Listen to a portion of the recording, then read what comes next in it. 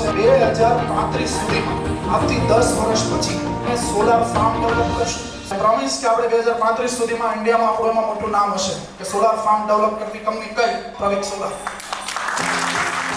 આની સાથે સાથે આપણી પાસે રોડ મેપ છે કે આગળની બ્રાન્ચો કયા કયા એરિયામાં કરવી, કઈ કઈ સિટીમાં કરવી.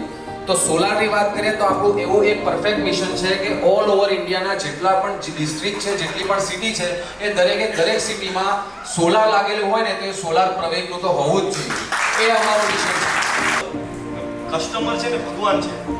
ભગવાન કહે છે એ સાચું. કમિટમેન્ટ એટલે શું છે? કે તમે કીધું છે એટલે કરવાનું જ છે. એમાં પછી નુકસાન થાય છે તો ભલે અને ફાયદો થાય તો ભલે.